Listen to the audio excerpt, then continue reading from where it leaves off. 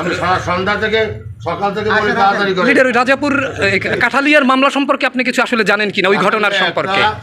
মামলা থানায় গেছিল, জি জি, ওসি সাহেব বাকুয়াস মামলা দিকে মামলা ফেলে দিয়েছে, জি, তারপরে কাছে জালুকাঠি কোর্টে, জি, জালুকাঠি কোর্ট বসে তদন্ত করে যদি এভিডেন্স পাওয়া যায় তাহলে মামলা নেবা। জি, তদন্ত করে গত 2 মাসে কোনো মামলা হয় নাই। জি, কালকে আমি বসে আছি, আজকে রাত্রে তোরা মামলা দিয়েছি। সর্বোপরি এই বিষয়টা আপনার কেমন লাগছে? এই বিষয়টা আপনার কেমন লাগছে, এটাকে আপনি কি বলবেন? আমি ফ্রিডম ফাইটার, আমি বিরুদ্ধম, I give damn to this thing. এগুলো কোনো ঘটনা কি আমাদের জীবনে? আমি আবার এমপি হবো এই দেশে, আবার এই দেশে মন্ত্রী হবো, লুট করে কে রাখো 50-60টা লোক, 4টা বন্দুক, রাইফেল, পিস্তল, রামদা, দাও, লাঠি সোটা নিয়ে আমার অতর্ক হামলা করে, দাঁড়িয়েই আমার গাড়ি ভেঙে চলে পড়ে। গাড়ির স্পিডটা রেখে আমার রক্তাক্ত হই, আমার ড্রাইভার আহত হয়, আমার ক্লার্ক ছিল হাইকোর্টে, সেও আহত হয়।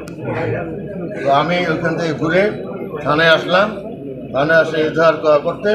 এনরা বলে যে কালকে রাত্রে আমার নামে নাকি একটা কাঠালিয়ায় মামলা হয়েছে, এই জন্য they are showing me arson arrest.